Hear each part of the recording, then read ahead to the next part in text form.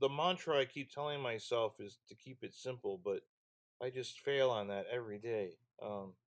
I keep trying, and I think that if I think like him as much as I can on in simplicity, then maybe it'll just rub off.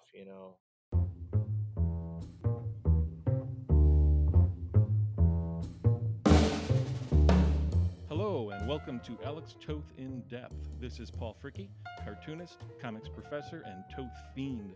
This is the program where we discuss Toth's work and influence on comics, character design, and visual storytelling. Make sure to subscribe on YouTube or to the podcast. Check show notes for links. For daily Toth art posts, follow at Alex Toth in Depth on Instagram, and please spread the word about the show. In discussion with us on this episode is consummate illustrator and storyteller on titles such as Turf, Mother Panic, and Grendel, Kentucky. He's done oodles of covers, he's done movie development, and is currently at work on Jupiter's Legacy, Requiem. Welcome, Tommy Lee Edwards. Hi, Paul. Thanks for having me on your show. I really enjoy what I've heard of it, and I always follow your Instagram.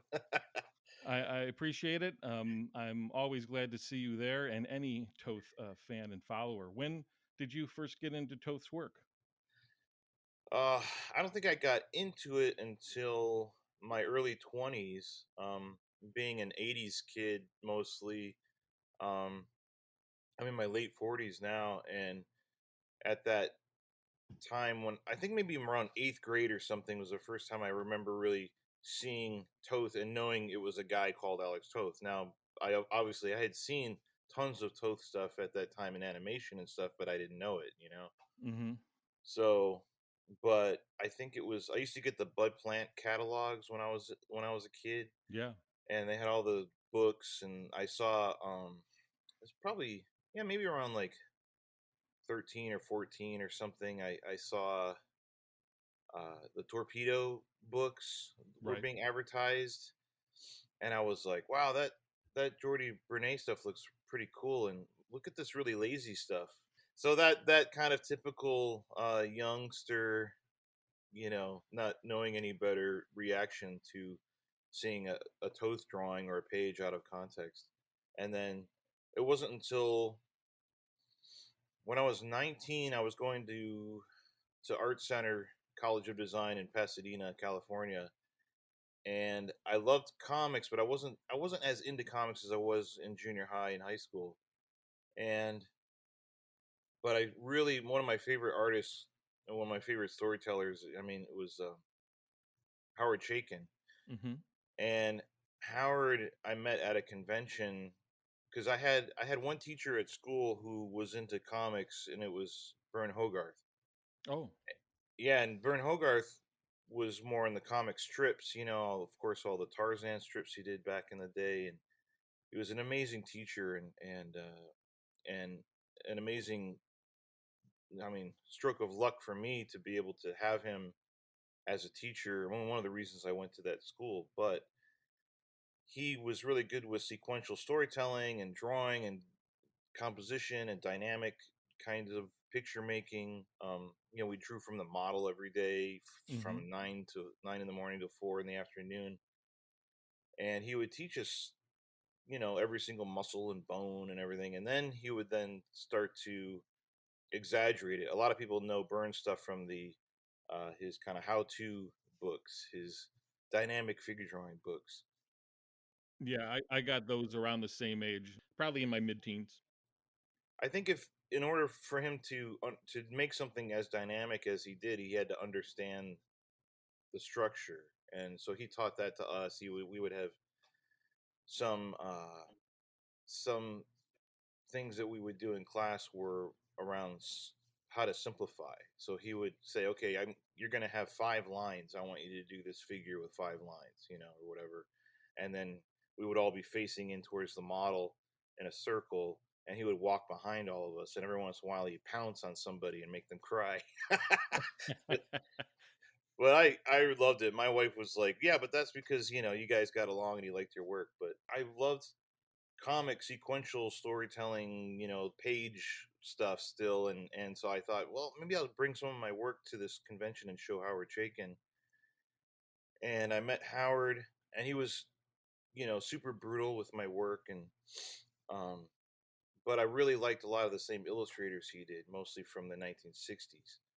Hmm. So we kind of hit it off and became friends, and then through Howard, I met Mike Vosberg and a bunch of other really good friends, Sean McManus and Don Cameron, and all these guys, and we all ended up sharing a studio together.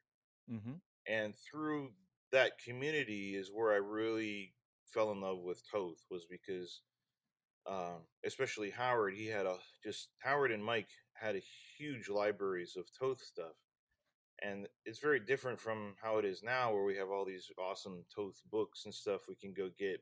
Back then, in the early 90s, early to mid 90s, we were out, I had a list of stuff, like that I got, and I would go to comic shops and dig through the back issues and try and find what you could. So it was really just through those guys introducing me stuff that I was too young to know about, um, or to really appreciate until that time. Yeah, it was slim pickings if you wanted to find toast stuff, and I would make lists from the back of the throughout the Overstreet price guides, and then pick through at cons and at comic shops just to build up my stack. And then any book that came out that was listed in a blood plant catalog or diamond or wherever else, I'd make sure I grabbed it as soon as possible because uh, you never know if you'd ever see him again. You know. Right, exactly. Yeah, it was I just right now I'm just at the thought of I'm getting allergies just thinking of digging through all those old back issues. In Yeah. some ways, I miss the smell, and in others, I don't at all. Yeah. I have a whole giant shelf in my studio of just all Toth, and most of it's all just binders, because it's stuff that you'd find an issue of the Real McCoys or something, or 77 Sunset Strip or something like that, and then you put it, I just put it in a binder with stuff, and sometimes I was so silly I would find an old issue of a book that he just did like a pinup or a short story, and I'd rip his stuff out and throw the rest of the book in the garbage. Just have your own swipe file, as it were. Yeah, it's just a huge, just all these binders full of stuff, and then Xeroxes of stuff from Howard and Mike, and when John Paul Leon and I started becoming friends around '93 or so, we started to share stuff with each other that way. But this is all again like he lived in New York and I lived in L.A. We met in San Diego, I think in '93 at the convention. But he had Walter Simonson as a teacher over there, and he and Walter and Howard were close. And so Howard introduced me to Walter, and it was all just a very small community, and we all kind of liked all the same stuff. Right. So, but back then we would only have fax machines, and so we'd fax each other stuff, and oh, have you seen this? Have you seen that? And it's just that it was such an exciting time, even though a lot of it was, done even before, well before we were born. It was like all new for us, and it was just such a great to discover all those great Toth stories.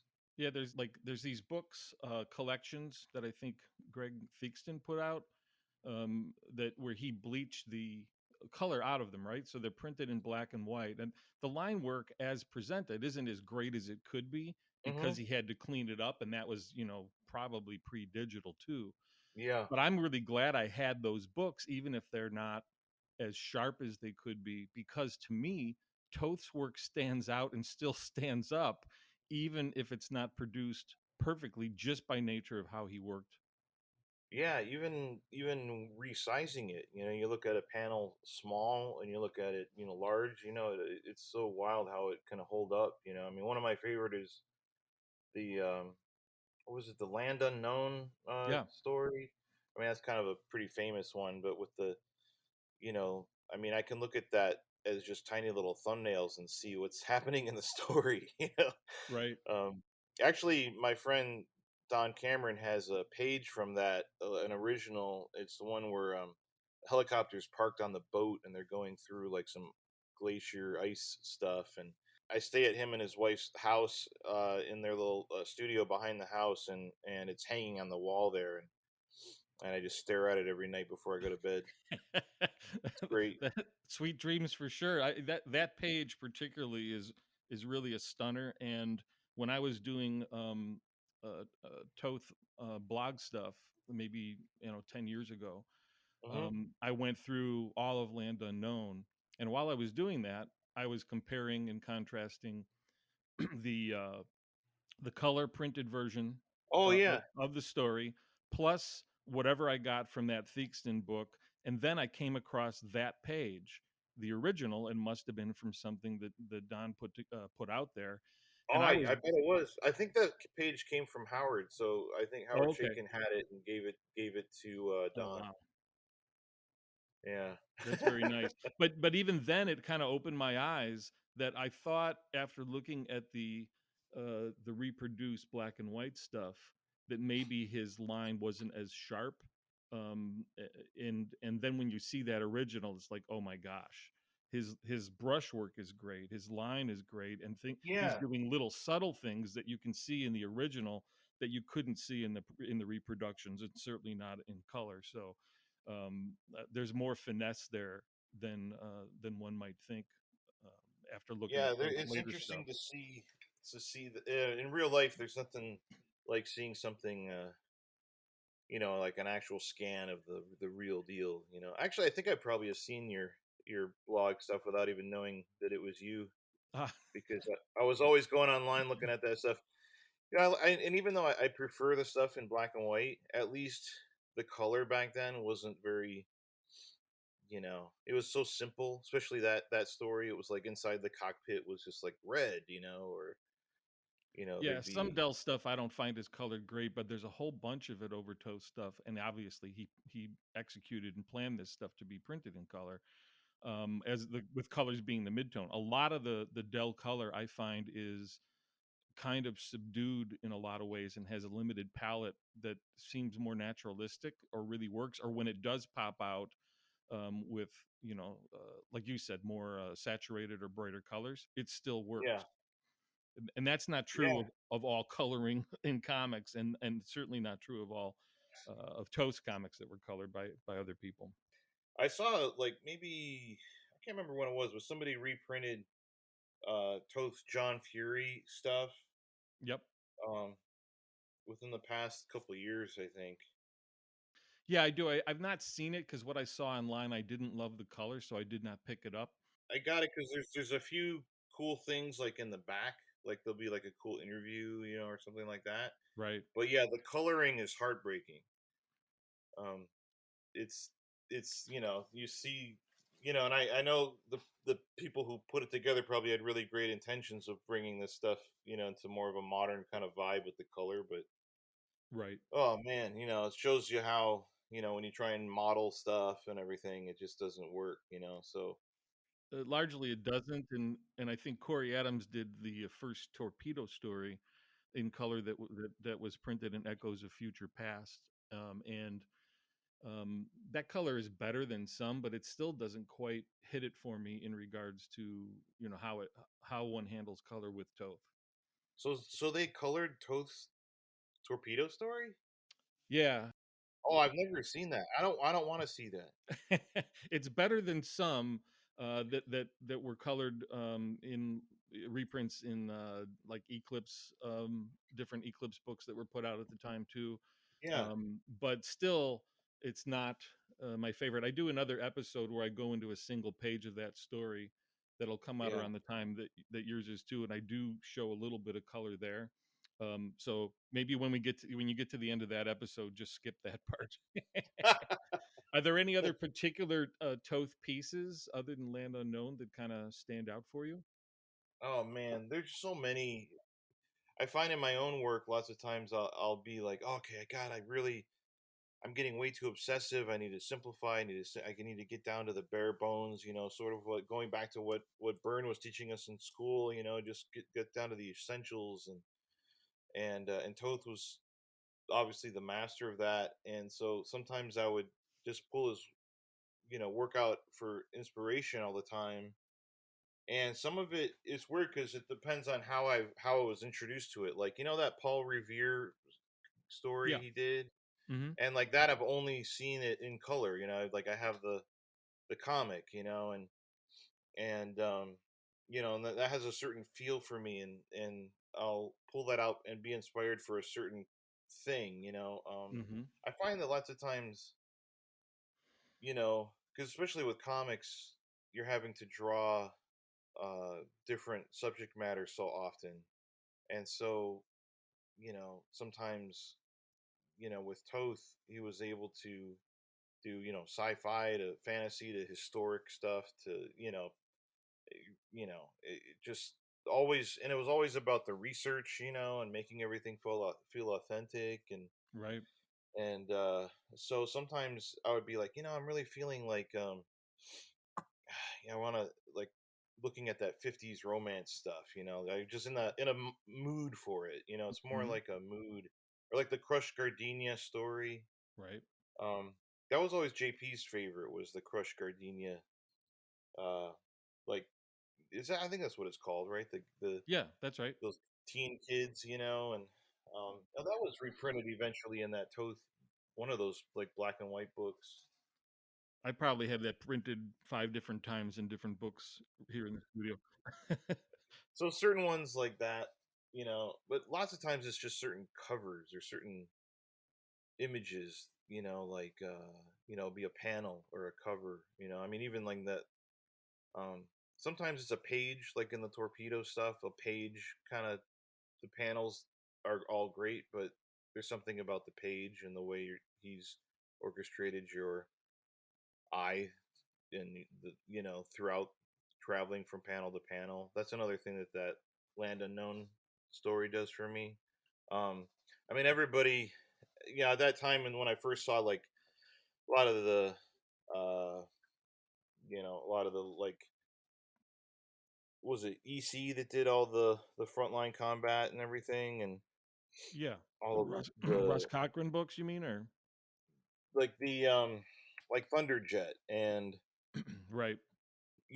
all of that stuff, all of the um you know that stuff was kind of like amazing for me. And as a kid, I really loved, my favorite movie is Raiders of the Lost Ark. It's a good one. And so, like, anything that was like historic with pilots, and so Bravo for Adventure I liked, and but it wasn't my favorite. I The Black Canary, and then he did a question story, Right. that I drew the question, man, many years ago, 2003 or 4, for DC Comics. And that was like, that and the original Ditko stuff from Blue Beetle and stuff was my visual bible for how to do the question. Um, was just that stuff, and Right. and that Black Canary stuff really was a big inspiration too. They had a similar vibe, those stories. They had a similar kind of approach to, with the kind of marker, a lot of line stuff. Mm-hmm. Um, but any kind of period stuff I loved, like the Burma Sky, any of the Flying Tigers, all that stuff. Right. It's great. It sounds like you just like uh, dip into different things at different times all the time. Yeah, yeah. So like, especially for like, I would go through phases, like so much of the Warren magazine stuff that he and Archie Goodwin did, or like the one with the house, the monument, maybe, Yep. like the guy designs the house, and Yep. Yep. just that stuff was just and then the Edge was another great. um it's some of the only stories in comics that I actually know the names of them. Yep. I Yeah, think that's it's because we would refer to them to each other, to fellow fans, yep. like the tally, and it's got the spy plane going, fight scene. And um I had this one hanging on next to my drawing board, one of his, I'm not exactly sure when it was from. I think probably the 50s. Sometimes I feel like I can tell, but then I'll get thrown off. The Chance for Happiness, it's like a woman on Right. a boat coming to New York City, and you see A beautiful the splash. yeah, God, it's like, there's so much storytelling in each panel. um and that's, I think, the thing was, was always like, now I seen, actually, it's funny, just recently, Jim Rugg and those guys have shown, they did a shirt that says, "What would Toth do?" Because I've been saying that like for the past 30 years. That mantra's already been in your mind. Yeah, I always would say that, and my wife always said, "You gotta put that on a shirt or at least a belt buckle or something." That the same impulse is what led me to sign off each of these episodes with a benediction of "Go with Toth." It's a similar mindset. I'm proselytizing for Toth and want everyone to understand the word.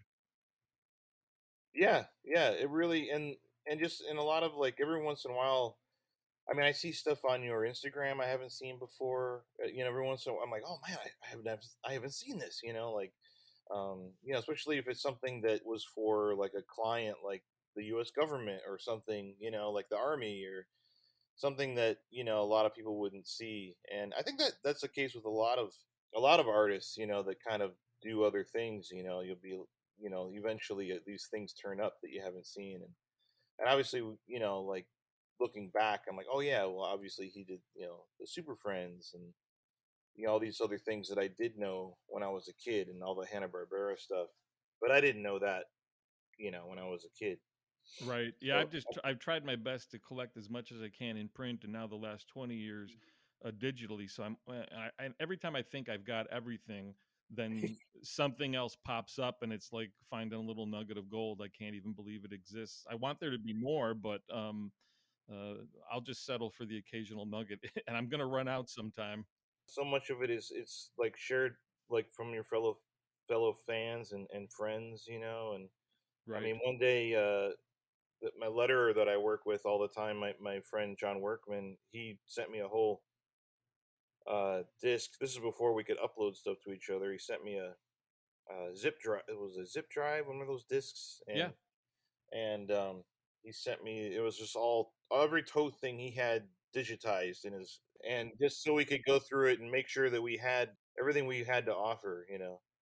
Yeah, and I've done the same with others too. And Workman's long been one of my favorite letterers, so and he's Yeah. a perfect fit with your stuff. I see other people's work in your stuff as well, and I wonder if I'm seeing something or if it's not on the money. You do something with your work where you have this kind of energized, expressive line within some of your rendering and shadows, and it seems a little bit like a J.C. Leyendecker kind of thing.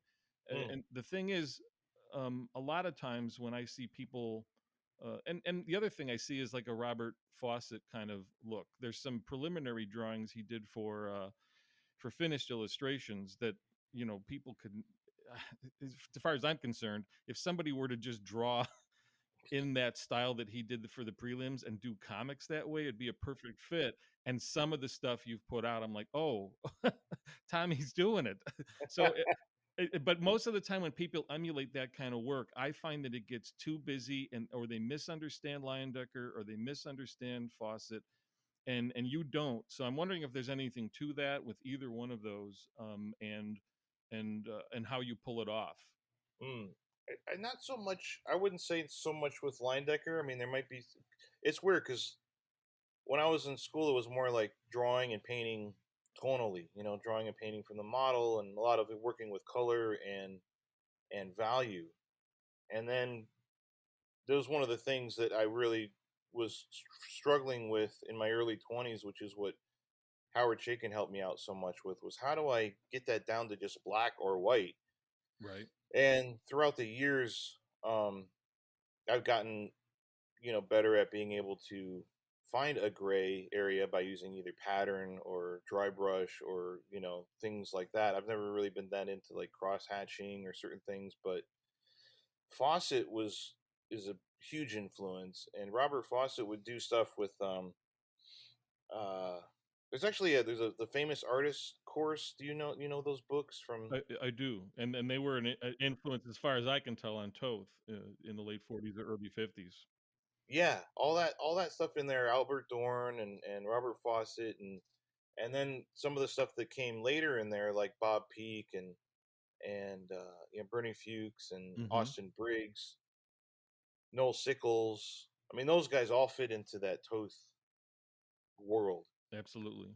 And so Austin Briggs was a huge influence on me, just when with trying to figure out how do I draw more with line, and how could I go from working in value and tones to go to line, and then Toth was like the other end of the spectrum. Except there would be sometimes with like especially like a Warren magazine, like Creepy or Eerie, where he'd put Wash in. You know, some of those stories where he'd have Wash, and Right. that was always cool. But I always, at least today, I'll change my mind next week. But today, I prefer the standard, just his stark black and white stuff. Um, but yeah, it's you have to balance it where that's where Fawcett was so good with using. The famous artist school lessons or books. Yeah, there's a really good explanation of a Fawcett drawing in there. It's a guy standing with a raincoat, and he's standing next to like a he's on like a stone walkway, and he's looking down into some water. And it's a perfect example of the stones are a very busy, sort of pattern versus like the very openness of his jacket versus, the really busy sort of lines of buildings in the background, and how Right. you have to balance the busyness with the openness, Right. Use negative space and then figure out ways to make those patterns into blocks of shape, or I guess. yeah, and how to, especially, it's really tough with. I found when I was drawing Grendel, Kentucky, there'd be scenes where they're in the woods or there's lots of other characters in the background, and that book I really wanted it. Sometimes, like when I was doing Turf, that's a crazy busy book. There's tons of crap going on, and but I knew I was going to be coloring it, so there's stuff that I could do with color. To what? Simplify some of the line or busyness? I think I could color some of the line.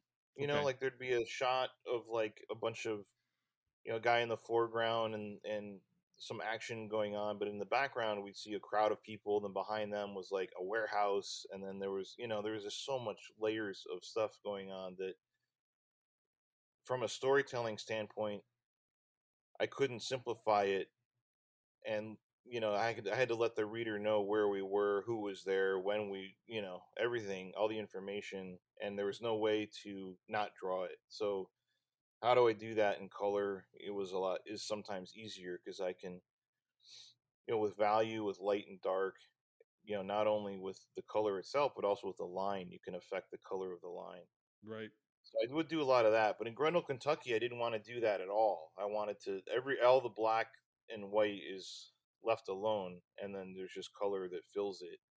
Yeah, I love that book on every level. It's so good.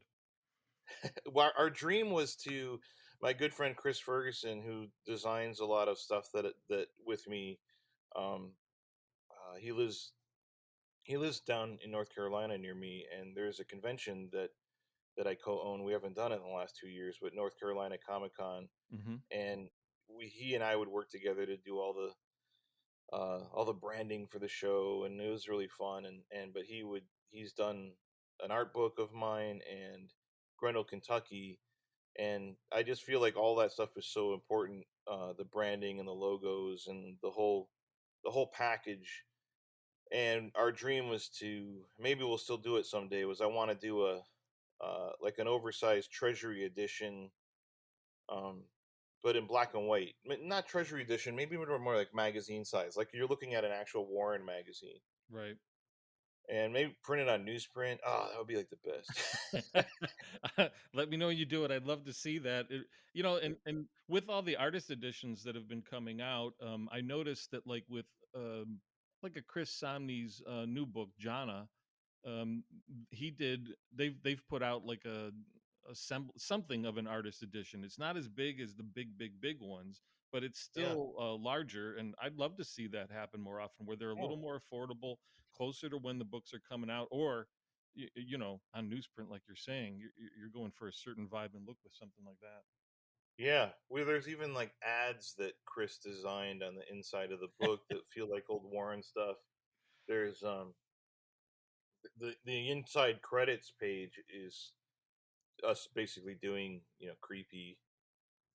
So I love all that stuff. Some of my earliest comics, obviously, I was really into, I was an '80s kid, so I was really into GI Joe, Hmm. Spider Man, X Men. A lot of that the '80s.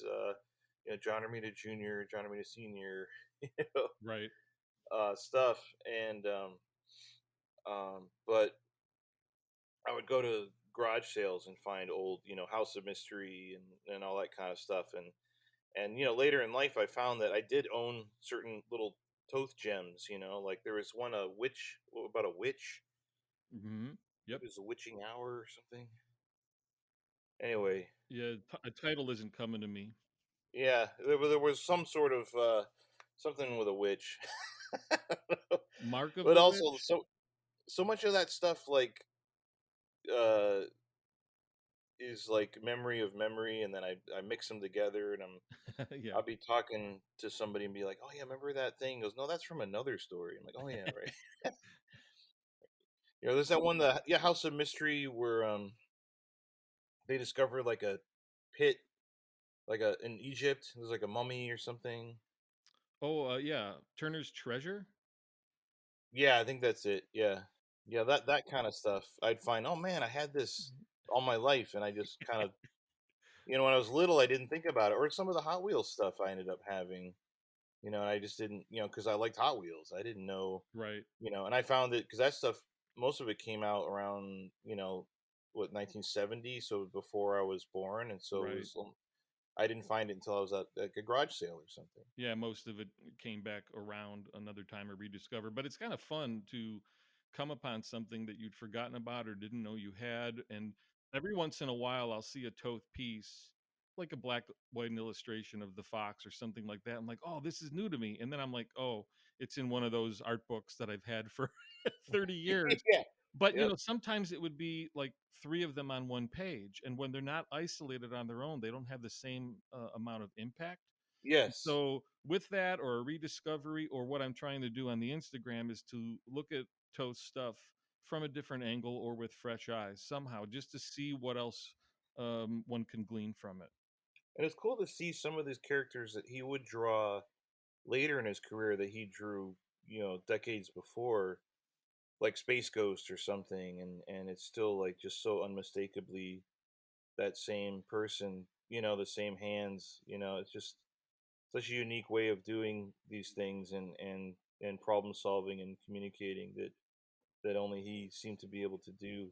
Um, there's a another guy that lives out by me that you probably know, John Hitchcock. Oh yeah, He had that really great Dear John book he did with there's all these correspondence between him and Toth throughout the years, yep, and John used to do these really great conventions, most of them before I moved here in '96. uh I moved here from Los Angeles because we just wanted to be further out in the country, and a little more affordable uh life. But basically, yeah, John was another one of those guys, that you could sit around and talk about Toth, and Al Williamson and Archie Goodwin, and all these artists that you know. I think it was always fun to meet another person who's who, so into this stuff, who's that into it? So Yes, I've already been in yeah. contact with John, and he'll be a guest soon. So Oh, great. Yeah, yeah, he's a wealth of knowledge. There's a me and him and John Paul Leon did a panel, I think at Heroes Con. There's a fun comic convention in Charlotte in the summertime, Heroes Con. Unfortunately, not a lot of people come to those panels sometimes. It depends on the show, depends on the event. Um, more people were at the cosplay panel or whatever, so you have to go to like a certain kind of show and a certain kind of crowd. And, because I could just sit there all day with John Hitchcock talking about Toth, so. yeah, I'm gonna try to get as much out of him as I can when we when we record. You mentioned John Paul. He was a longtime friend. You've mentioned how you guys met in San Diego. Uh, Yeah, was it the Toth connection? How did you guys get to know each other, and how did that friendship grow and evolve? it was kind of through him knowing Walter and me knowing Howard. And those two had shared a studio sometime back, right? Hmm. Yeah, yeah, they were friends from back in New York, and now then Howard migrated out to LA, mostly because he was at the time doing a lot of like, more like some TV writing and stuff like that. And so in a similar circle of, and kind of like the way a lot of us are now, when you meet like a younger person who, hey, this, like, this person actually knows these artists I like or whatever, and it's nice to see another generation of people coming up that like that stuff. And I was really floundering trying to figure out how to do, like I said, like line drawn comics at the time. And so Howard was helping me a lot, but then he introduced me to Dennis Cowan, Mm-hmm. and him and Dwayne McDuffie and those guys doing the Milestone line before it became part of DC Comics. And JP was doing stuff there. He was drawing Static, Yep. and was seeing. So when Dennis sent me a, hey, here's what we've been working on, and I had already seen some of it, but like I said, I wasn't as into comics at the time, but I really wanted to. I just loved drawing so much and loved comics that Howard was like, you should just see, maybe Dennis has like a job or something. So I got a 4-issue miniseries out of from Dennis. It's so embarrassing to look back at. It's so terrible. Got to start somewhere. And and JP had been doing stuff with them. He was about a year ahead of me in age, and we had a very similar kinds of, even though he went to SVA in New York, we both really loved one of his teachers, Jack Potter. Yeah, who he mentioned when I interviewed him. Yeah, so it's that those kinds of, we liked all the same. Another person who did a lot of the drawing was very line driven. Kind of like how I mentioned Austin Briggs, and I think a lot of it was, and I would just, it was really, we hit it off because we both liked a lot of the same stuff. So it was probably at that time less Toth, more 60s illustration. Oh, probably the kind of stuff that Toth liked. You know what I mean? I mean, you guys had a similar sensibility then, but we're talking in the early to mid '90s, and a different kind of work with lots of lines was kind of popular. I mean, other Mm. than like maybe what Miller is doing in Sin City, or Or Mignola, I think. Yeah, right, sure. There's a what's popular, and then there's this group of people who are kind of going along a different thing. Do you feel like you were bucking the trend a little bit then, or? I think so. Pretty much when comics became really popular, like in the very early 90s, is when I stopped reading them, which Mm-hmm. is so weird. But like I have nothing against like all like Todd McFarlane and Jim Lee and uh Silvestri, and all these guys were becoming really big.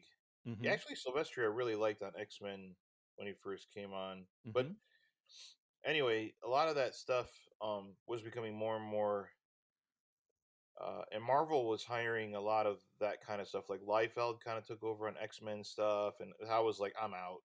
There was nothing like I felt like, and I wasn't really ever that into superhero stuff. Mm-hmm. And even as an adult, um, like I don't really enjoy it very much. It's a struggle for me. Mm-hmm. I'd rather draw like Grundle, Kentucky, like that kind of stuff. I did a Superman story a few years ago that was in Smallville, with Clark and his buddies, and it's like the first time. It was called God, I can't remember the heck of the. Max Landis wrote it. It's a mini series where each of us did a different. Oh, it's called American Alien, Okay. and we each did a separate issue. And I did an issue of, where Clark and his buddies hanging out, and him meeting with Lana at the soda fountain shop, and that was like perfect casting for me. Like I love to draw that stuff. Right. I was so glad that I didn't have to draw Superman in costume. You like drawing people in clothes? Yeah, yeah, exactly. Same. And when I'm in my classes, and although figure drawing is important, and Bill Sienkiewicz told me at a con years ago, never stop taking figure drawing. Mm. While that's true, I tend in my classes to have students do gesture drawings and then draw clothed figures or do observational drawing. It's what you end up, even though the structure, right, is important, like you said Yeah, earlier.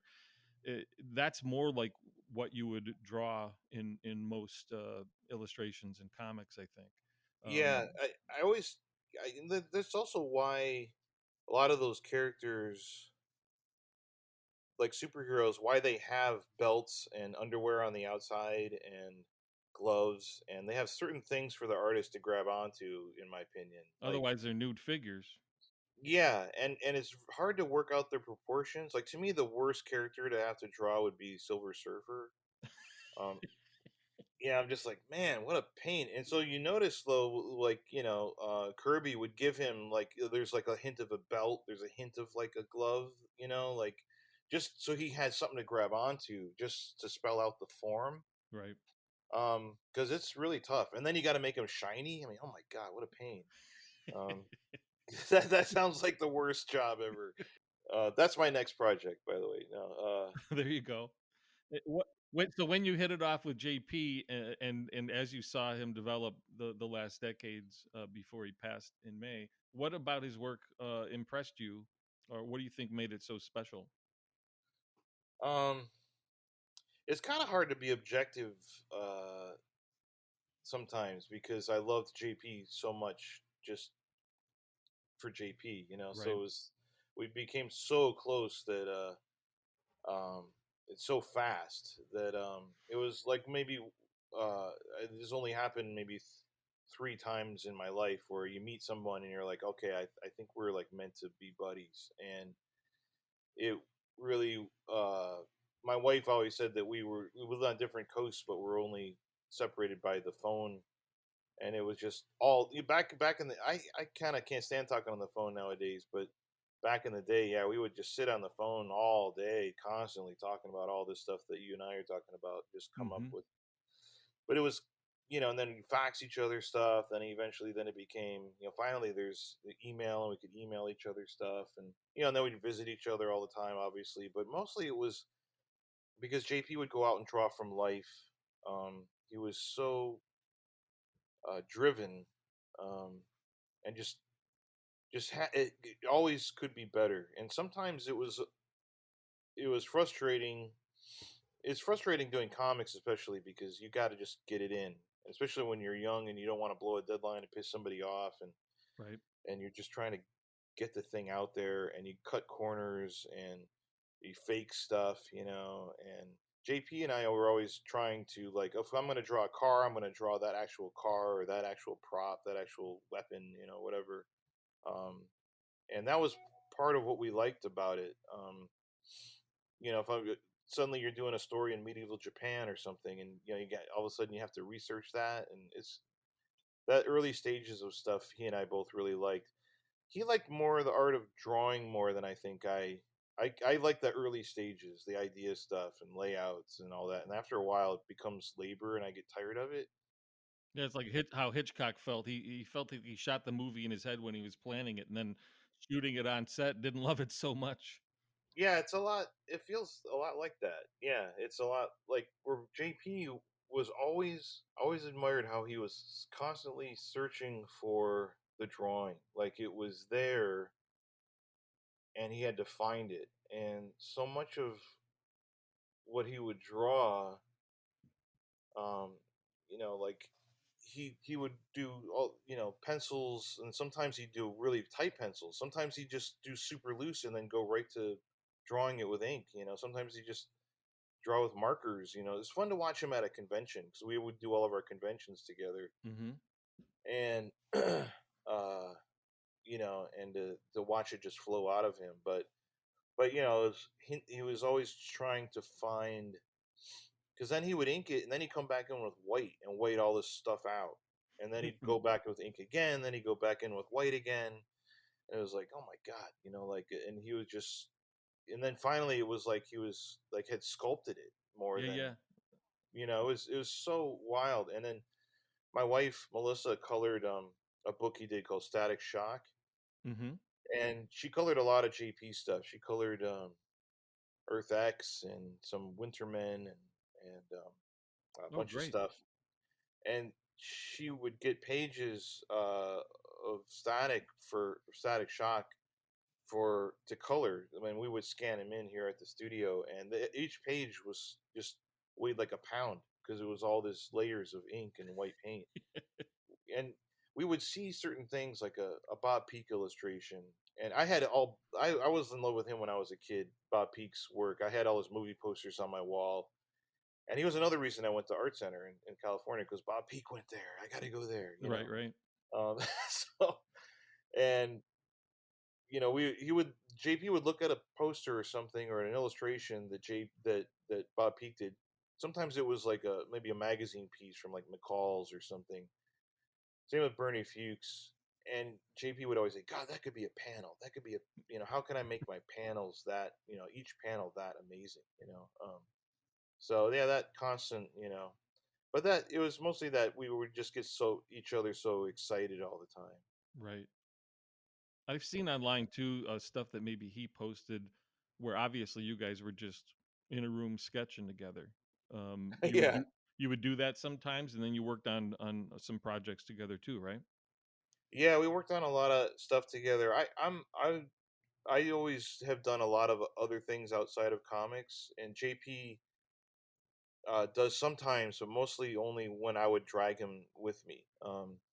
Like we did a bunch of artwork for the Batman Begins movie, mostly like merchandising stuff, Mm-hmm. and then he and I would go to England and hang out on the set of Batman Begins and come up with ideas and how to draw stuff, or how to how to come up with you know um, illustrations that they can put on lunch boxes and crap like that, or shirts, or how to promote it or whatever, how to translate this stuff into art. It was kind of a fun thing. There was a day where he and I were literally on the set of the Batcave being built, and they had a waterfall and all this crazy stuff, but we were sitting there with sketch pads and hard hats and drawing, trying to figure out, how can we make this look cool. Because right now, at that point, it was just being built, and there was some concept art, but not a lot of it being realized as far as how could it be translated into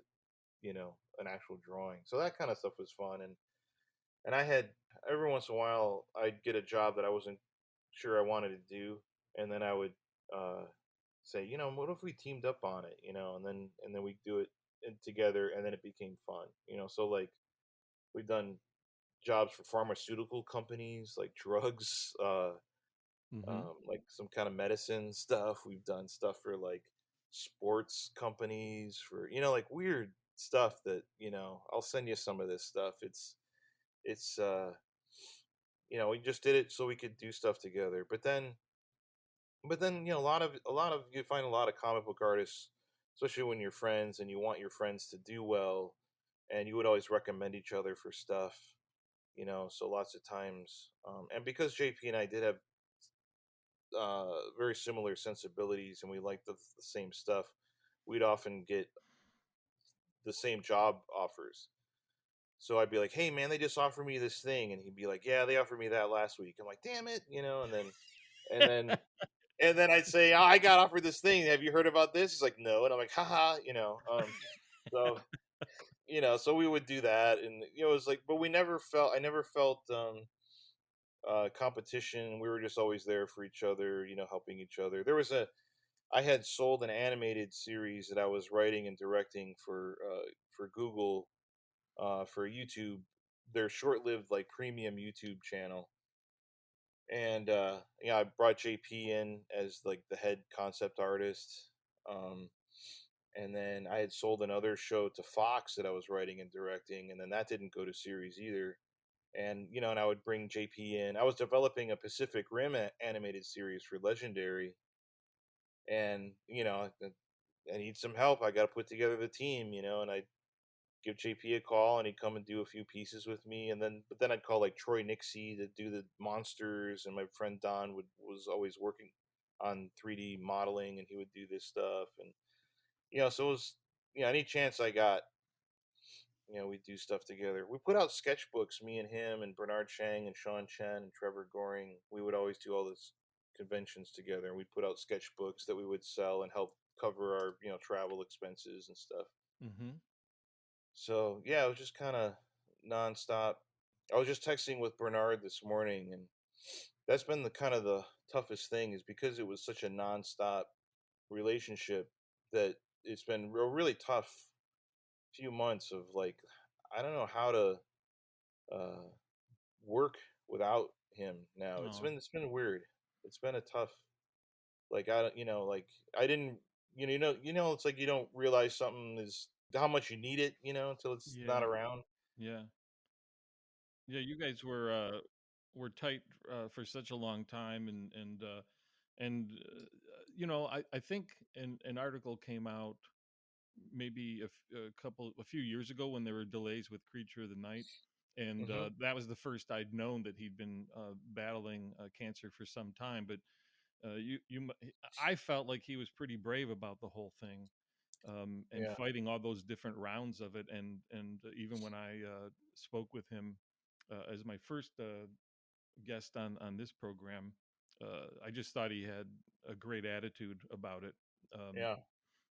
Yeah, and I could hear it in his voice in that interview, and and he was quite ill when he was talking to you, but it would go in phases, I mean, mhm. as it does, and uh, he'd be doing okay, and then but gosh, yeah, it's about 14 years of dealing Yikes. with that, and I mean, knowing that now, for me, in hindsight, it's astounding to me that he got much of anything done. there was actually the book I'm doing now, Jupiter's Legacy. I got a late start on that book, so I was still finishing Grundle, Kentucky, and then I got the scripts in from Mark Miller for Jupiter, and issue one was like 48 pages. And I was like, oh my god, this is I don't know how I'm going to do all this stuff, and sure enough, I figured out a way to. There was like a flashback sequence, and there's got to be a way where like JP and I can do it together. so Right. so yeah, I got him to work on these pages with me, and I would lay it out myself, and then he would draw parts, I would draw parts, then I would put them together and color it, and it worked out great.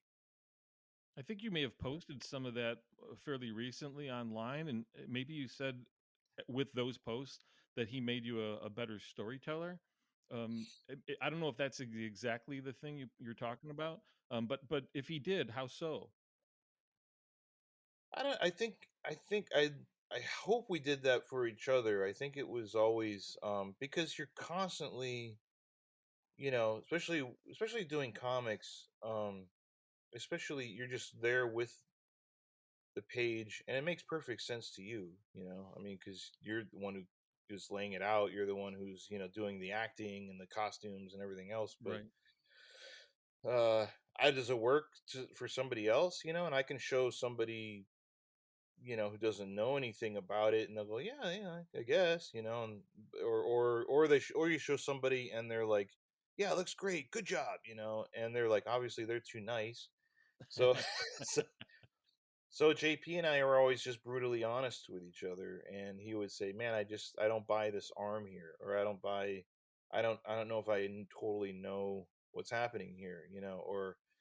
Whatever. And then lots of times, he'd send me something, and I'd say, I had weird. We each had our own weird rules. Like I have a rule where I want to look at each page individually and always know who's in the scene and where they are. Right. So, lots of times, when I'm critiquing somebody's work at a convention or something, and they're like, I'm like, well, so who's here and where's this person? And oh, you saw that on another page, Right. like they're over there, and I'm like, fail, so Well, it um, reminds me of some of Eddie Campbell has four rules too, and one of them you have to see a pair of feet on every page. And in some cases, that makes complete sense to me. And when I'm teaching, yeah, I try to keep that in mind. So there's some kind of establishment and a mhm, grounding of characters within an environment, and then you cut to close-ups or yep, acting and all that stuff. But in a longer graphic novel, let's say, and you have a 5 or 10 or 15 page sequence.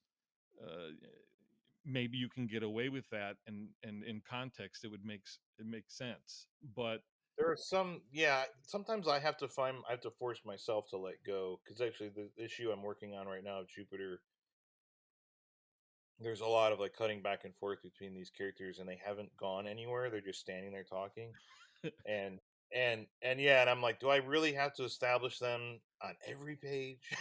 so start breaking your own rules. Yeah.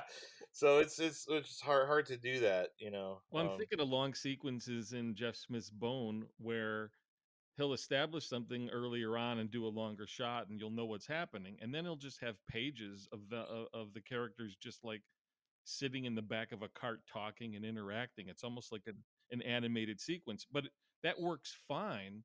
And that's then you throw that rule out. Yep.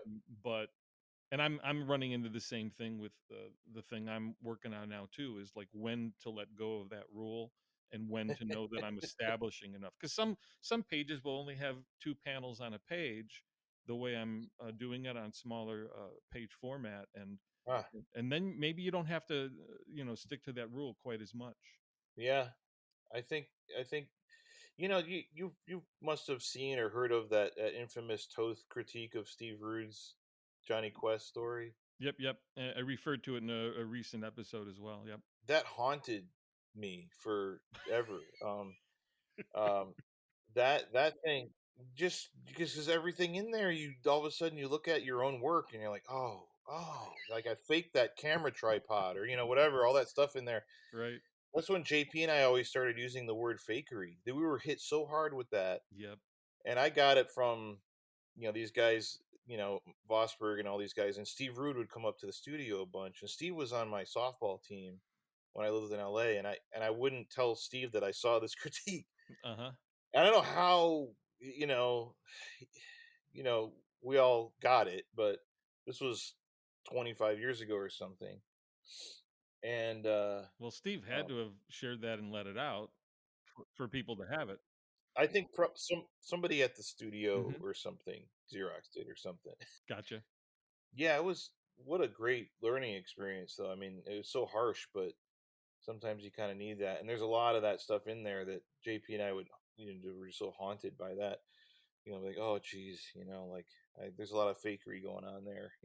Well, Um, and again, Toth would beat himself up about, uh, like there's a fox story he did, Mask of the Red Fox, I think, hmm and he's like in his on Toth fans, uh, he will make he'll call himself out on faking the fox, and it looks fine, and fake toe faking something looks better yeah, than most. But he would still he nobody was harder on yeah. stuff than he on himself. And That's what it takes. I think it's always weird when you meet artists who are completely proud of their work and they like hang it in their house and stuff. It just like man, there was an issue of JP was drawing a book called Challengers of the Unknown hmm back in the late '90s, right. and he was running late, and Sean Martinborough was inking it, and he had like 2 weeks to do this whole issue, and so he flew down to North Carolina, and he and I just sat in the studio and drew the whole issue together, hmm and and there was one panel that the editor was waiting on, and it was an establishing shot of Caltech out in California. I think it's in Pasadena, and but we didn't have the internet back then, and so JP was trying so hard to get reference of Caltech because he couldn't live with just drawing a generic building. Um, and the editor was trying so hard to like, dude, just draw like like a window, or just crop it with a tree, or and JP's like, no. And so he had like sent away for a catalog from the college so that he could draw it right. And I'm like, yeah, I mean, so there you go, and that's I think something that Toth would have done. It is, and early in his career, it's true. There's certain devices that he used in that were used in stories that he drew right when he was starting to become Toth in 1950. I can't Mm. recall which ones, and then you certainly see it in Battle Flag, and they cover that in one of the books, that he needed reference for that specific flag to make sure it was accurate in the story. So, and that and at that point, he's like what, early 20s, and he already had that kind of work ethic about him. But don't you think there has to be some kind of balance of having that that haunted feeling, and feeling like it has to be authentic and kind of perfect, and then just kind of either getting it done or letting yourself off the hook? Otherwise, I mean, in later years, Yeah. that slowed Toth down where he just wasn't even doing stuff anymore. I think, yeah, it's hard. I think that even I get slower and slower, and I think that might be part of it. And lots of times, uh, though, part of me though, the older I get, and part of it is all the stuff with JP too. Is like we started to sort of like there was so much of that with JP that I worried about how much of so much of so much of what we do in comics or any kind of artwork defines kind of who you are. Mm-hmm. and and I was worried about that with JP a little bit, like uh because he was so obsessive over certain kinds of things and having to redo it. And then after he met his wife Christina, and and and then suddenly having a wife and then a daughter and these certain things in his life. And I think that that's something that, I'm not saying that's what everybody needs in their life, but there's a certain kind of thing that, like, both of us as family guys, and then dealing with real life stuff like illness, things like that, all of a sudden you do start to realize, you know what, maybe we can let go on a couple things. Right. And my wife, was dealing with breast cancer, and JP I'm was sorry. her spirit animal. I mean, Yeah. JP was as she was going through chemo and radiation and surgeries, and he was there for her because he was had been going through all that same stuff. And so all of a sudden, throughout the years, something of a shared liking for artwork or something, ended up, who would have guessed, you know 25, almost 30 years later, uh it'd be like helping each other get through, helping our families get through, cancer and stuff. So, Right. it was a different kind of thing, but Well, sometimes that kind of stuff can give you a purpose to the work, and but it also can give you perspective. yeah, there's something about art, like especially when you're a fan of a certain thing, like Toth or a certain artist, or that's like how I am with cars. I like, on the weekends I work on cars. Yeah, I've seen the post. I'm not into that, but it's fascinating that you're so into it. I am. It became something more and more over the past few years. I think it might have been kind of after my wife got sick and stuff, and I needed something else more in my life, to feel like I was being creative and actually get me away from work more. Yeah. And yeah, and I just go and I work on cars and restoring cars, and work at my friend's garage and help him with stuff in exchange for me getting to use all of his stuff. And I never look at the phone. I don't worry about email or the kids, or it's just, it's a really cool uh thing. And every week I learn a new thing, Yeah. so I just yesterday got the transmission in and working, and we actually drove my car out of the garage instead of having to push it. So yeah, it's really cool. And I don't know why I brought this up, but Well, that helps you get it. It's good to have other interests. It does give you perspective, and it helps you get out of your own head a little bit. Maybe you can come back to work more fresh that way, or even one passion can feed or yeah. inform the other. Well, I mean, even the kinds of stories that I like to do. I mean, like Grendel, Kentucky was a perfect example. It was like, Hmm. okay, 70s cars, everything. Okay, this is like what I love. This is what I do. So um, that kind of stuff. And I used to ride motorcycles for many years, and a friend of mine loaned me his bike recently, and I started riding again, and realized I don't want to do it all the time anymore.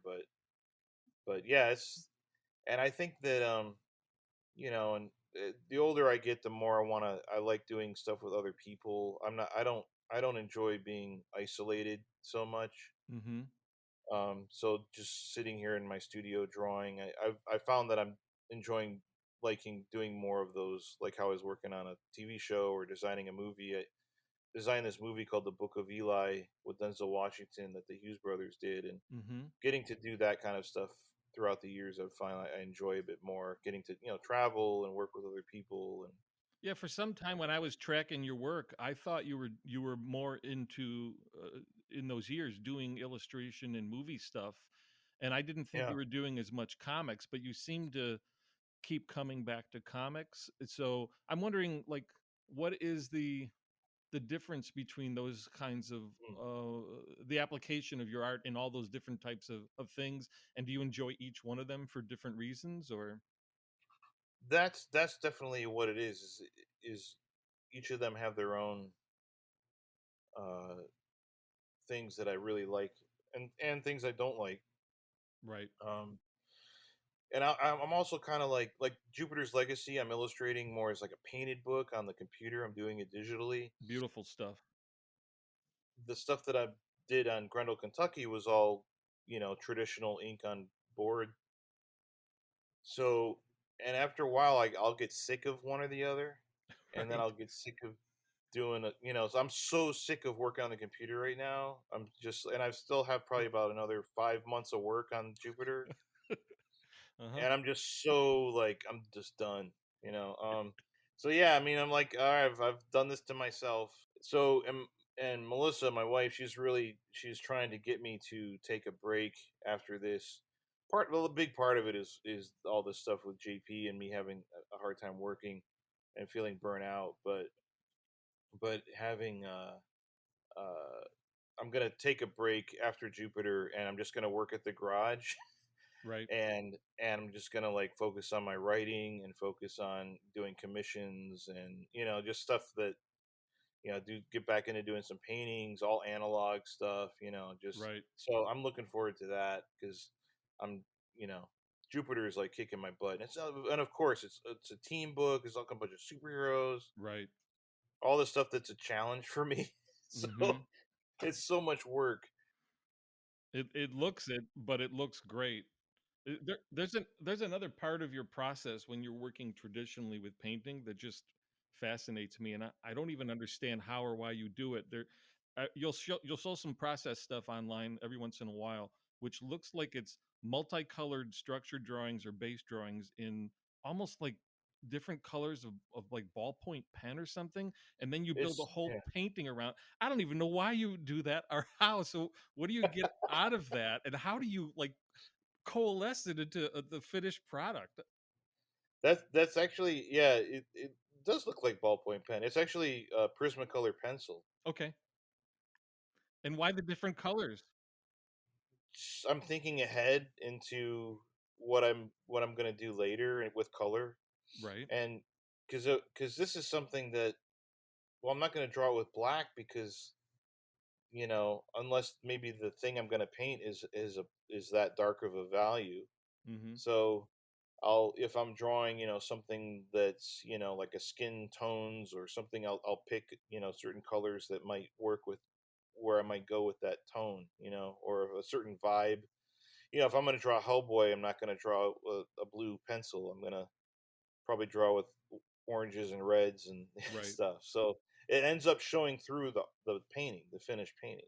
Yeah, but that can kind of color code you into a box, into a corner, and you don't. So it's kind of color coded for you, right? And it's a base color Yeah. that's coming through, but it should be a mess at the end. And in most hands, I think it would be. And it's just not. The finished piece always looks great. Oh, cool. I'm glad Thanks. there's a method to your madness with that. Yeah, and I sometimes, but also when I'm doing those paintings, I don't feel like I have to stay there. I don't feel like I have to Right, stay with those colors. I can go more opaque as I go later and start to right, right. get rid of that stuff. So usually it's there, but then I do washes, and I like to see that drawing through the wash, and Hmm. all the colors affect each other, and it's just, man, you're getting me to actually want to do that Glad I could now. help So because I just want to see more paintings and drawings out of you. I am gonna do some more. I'm gonna do some covers for a James Bond book, and I'm gonna paint them like that. Oh, great. You've mentioned too you like the early stages of the comic book process, and lately I've been calling that breakdowns rather than layouts or thumbnails because I like That's the term that Bernie Krigstein used, and Hmm. I kind of like thinking of that because it's more about the beats rather than thinking about pages as units. I want to get the beats down first, Oh so I yeah. want to break those down, and it seems like you really enjoy that part of the process. And what do you call them, and how do you think about it as you're doing it, and how important is lettering at an early stage for you? Oh, that's a good question. All of my layouts have all the lettering on there, so I have to work from a full script, even if I'm writing it myself, because so I know where the lettering's gonna go, and The actual lettering, like, do you know the exact lettering and the exact size? yeah. Okay. So So space is already solved. well, not completely, but mostly, I sketch it in just through experience. I kind of know, how much space John's gonna take up with the lettering. Gotcha. And so in my layout, I'll draw the balloon or the caption or whatever it is, and just sort of, um, and then from there, I send it to him, and he does the lettering based on my. I sometimes call them roughs, or I call them. They're basically my version of pencils because I don't really do pencils hardly. You just go from that stage to finishes? Yeah. Cool. So, but also through that, like on Grendel, Kentucky, for example, I'll have those layouts and they're pretty simple. And then while John's lettering, I'm going out and getting reference. Right. So I know I've got to do some caves. I got to, this guy's going to have, a bag of dynamite. I know I got to draw this kind of police car, and I go and I get all that stuff. And I spend a long time gathering all that stuff, which helps build my confidence. And then when I've got the pages back from John, I then take my stuff to a tighter version of it, and I've got all the reference around me, and I feel much more confident that I'm not faking anything. Maybe I'll have to go and like on the Clark Kent thing, I went and photographed a local farm, or uh, there's a big part of reference gathering on that for me. So, Right. or there's a car that one of the main characters drives, this international travel all in Grundle, Kentucky, that we have at the garage. So I've got lots of reference up there. Or there's a scene in Jupiter's Legacy where I needed to do a flying saucer, and so I used a pressure plate and a clutch and a bunch of auto parts to build the spaceship. Um, and yeah, and that stuff's so fun. And when I did Turf, there's an alien that has a spaceship in Turf, and I just scratch built a spaceship out of a bunch of old model kits, Yeah. and I would do that stuff a lot. And then, oh man, there's an awesome one. I don't know if his wife would ever forgive me if I showed anybody, but JP did did he built a Galactus head, No. um, a huge Galactus mask head thing that he would wear for reference, for No. Earth X. It's awesome. Uh, And it's like, and Galactus is such a pain in the ass to draw. Um, it's the perfect thing because to get that perspective on that giant head like that and stuff. Oh man. with all those things sticking out of it and so on. Yep. Yeah. He built that thing. It reminds me of when Alex Ross was working on Kingdom Come. Lived in Chicago at the time, and Alex would have somebody fashion all these costumes, and then everybody I knew in town would pose for him. And That's great. Alex showed me the pictures of him, and Alex is so good that even though he uses photo reference, he's still finessing it and bringing himself Yeah. something of his own work. He can draw out of his head. He can do just about anything. But he would go to that level. It just always made me laugh. But of course, I had Yeah. trouble reading Kingdom Come because it was all my friends as these Yeah. characters. I couldn't Yeah. get out of into the story much because of that.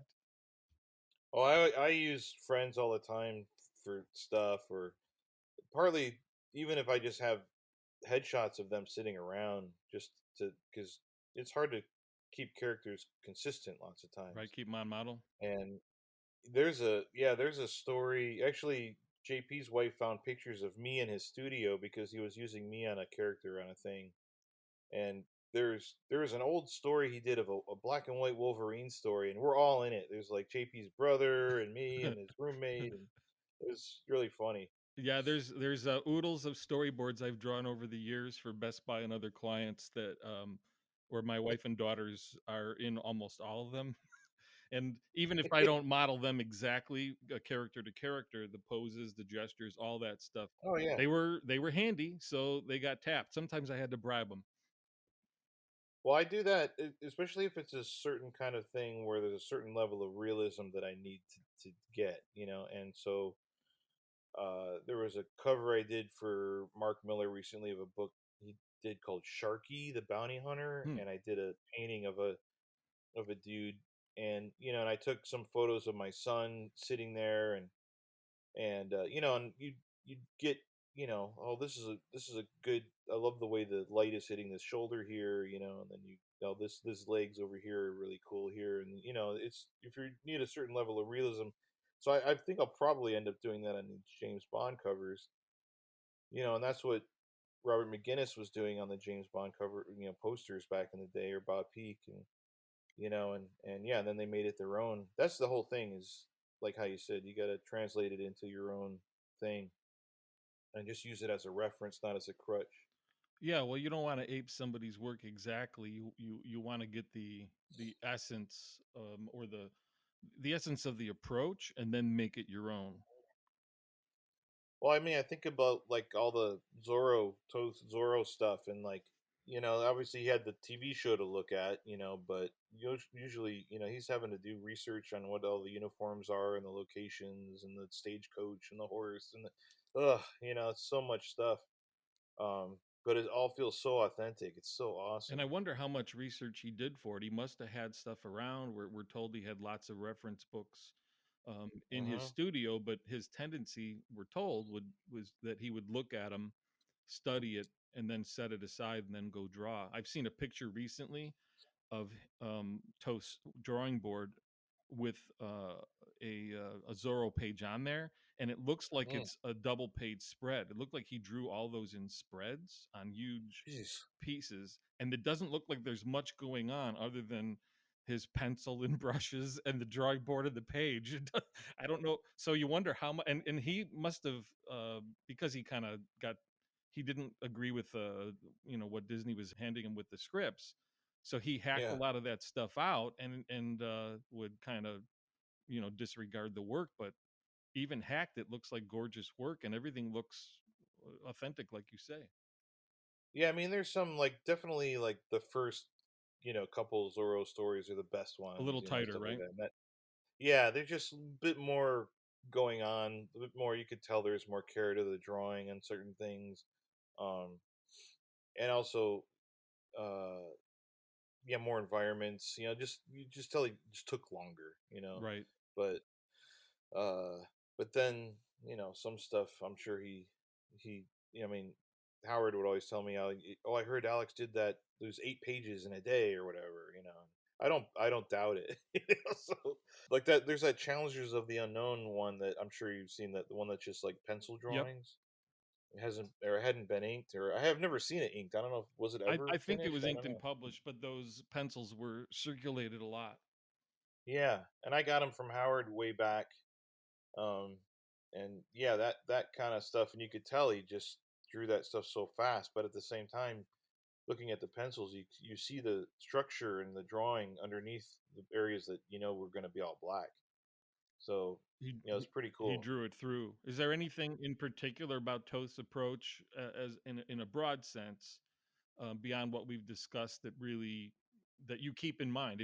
If you are saying what would Toth do, what are those things you keep in mind if you do while you're working on your own stuff? Uh, the mantra I keep telling myself is to keep it simple, but I just fail on that every day. I keep trying, and I think that if I think like him as much as I can on and simplicity, then maybe it'll just rub off. Right. It's like, but then sometimes I really love like some of the, like Mike, was it Mike Pepe, the inker? Yeah.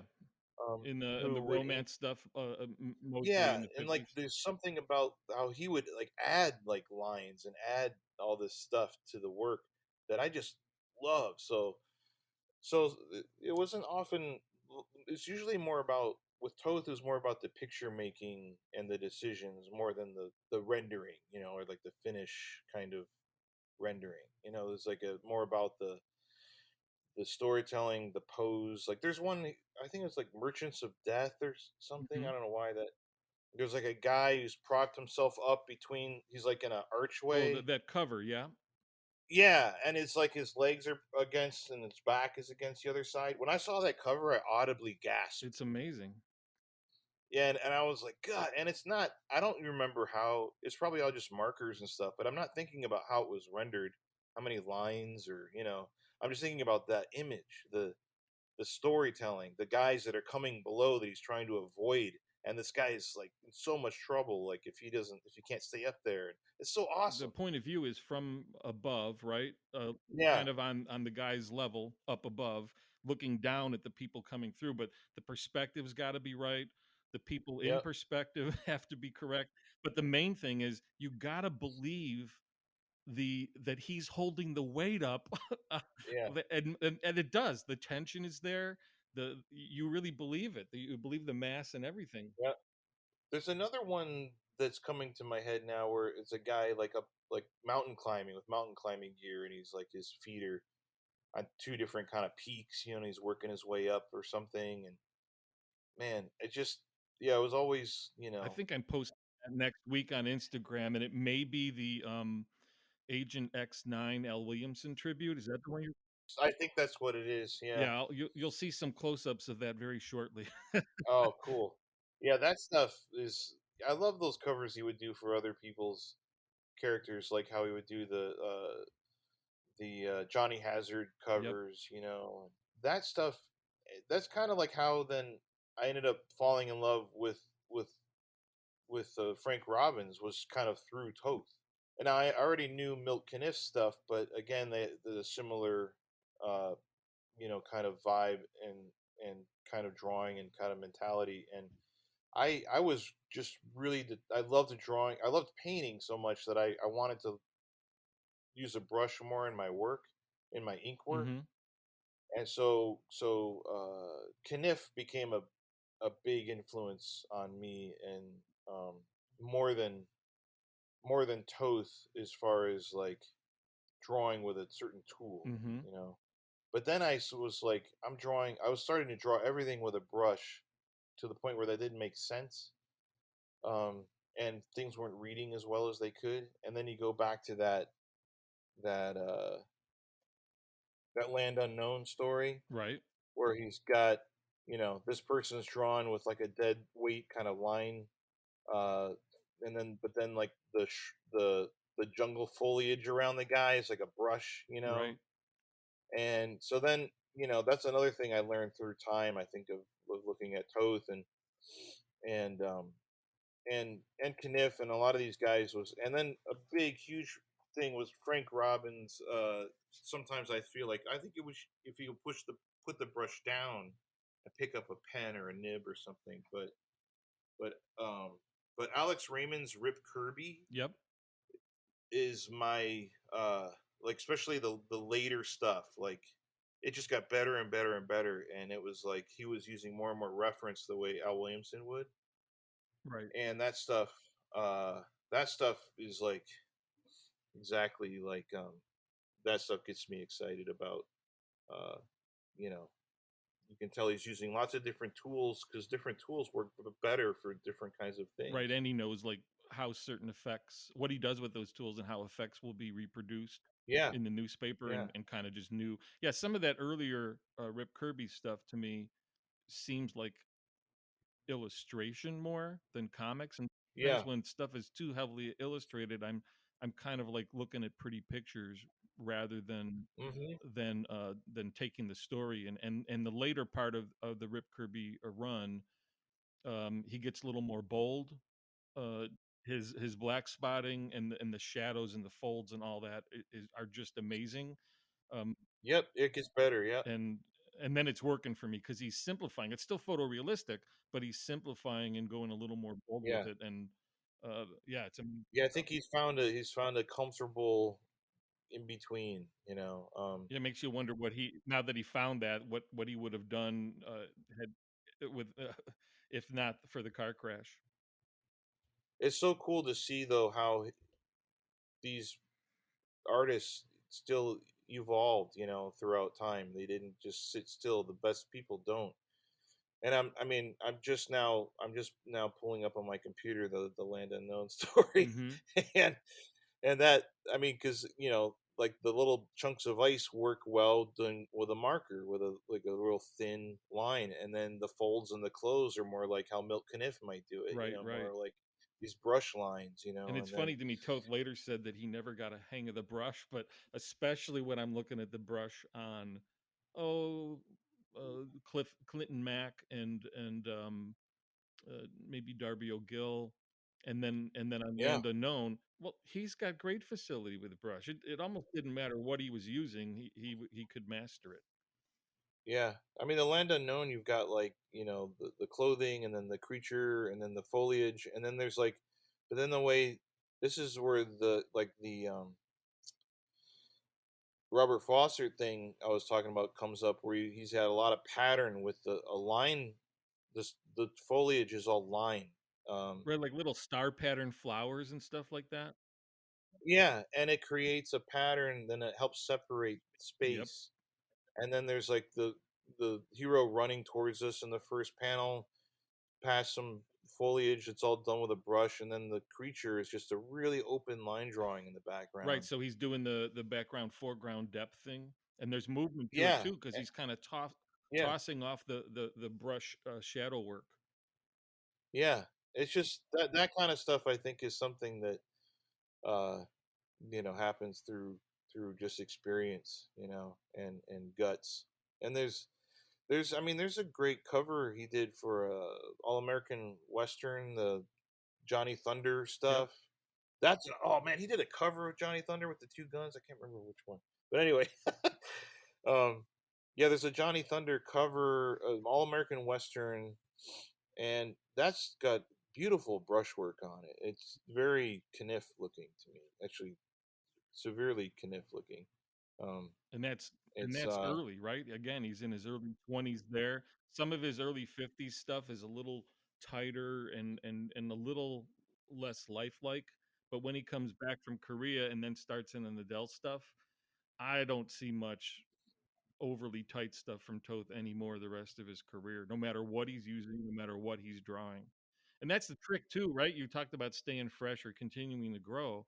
There's a yeah, tendency in the comics industry, and then this is true, illustrators too, right? Markets, all different kinds of things can affect it. But once you get popular and known for a certain style, with either fans or followers or uh, art directors, editors, whatever, you kind of tend to stick to that either because that's what people expect or what's faster, and then you get to a certain age and it can stagnate and you can be repeating yourself, and maybe it's harder, right? What you are doing, what JP did, what Toth did, maybe that's tougher, and it caught up to Toth a little bit to some extent. But I felt like the drawings mm, he was doing before he passed in when he was in the late 70s, right? So the drawings he did in his 70s are amazing. yeah, And he keeps yeah. it fresh, and I just think that's a really difficult thing to keep pulling off where you stay fresh. Well, I think about mostly with filmmakers too. I mean, you brought up Hitchcock earlier, and you think about, I mean, how many times Tim Burton gets hired to do a certain kind of movie, Right. and unfortunately, I don't know, maybe he's super into it, but like I feel bad for that guy having to make the same kind of thing over and over. Like God, how many times can he, do this same shtick? So um, where I'd love to see somebody just completely branch out and do something different. That's I love that. That's way more interesting. That's what we all should strive for. I look forward to the rest of the work you're doing on Requiem, those paintings you'll do after when you take a break. I really admire the way you were there for JP with his family that last week and since, and then how you were involved as well in getting the Wintermen artist edition out. So thanks for all your efforts on all that stuff. Oh yeah, no, it was is kind of an honor, and yeah, Bernard and I went down to Miami to get all that Winterman art, and yeah, it's just such a treasure, that stuff. I can't wait for people to see really really nice quality, 100% life size scans of that stuff. It's just this stuff is just I amazing, can't wait to hold it in and my hands and take it in with my eyes. yeah. Thanks for your support on all that stuff. Oh, absolutely. I'm glad to have the opportunity. Thanks for taking the time to do a long chat with us here, Tommy, and for everything else. Everybody, look out for Jupiter's Legacy Requiem and other of Tommy's work. And once again, thanks for taking the time to chat. Yeah, I enjoyed it, obviously, because we could keep going. This is the longest episode yet, and we could have gone longer. Thanks again, Tommy. All right, thanks, Paul. That's all the time we're giving to this episode. This again is Paul Fricke for the Alex Toth In Depth program. Remember what Toth said: tell the story as best you can, bend to that storm. Until next time, go with Toth.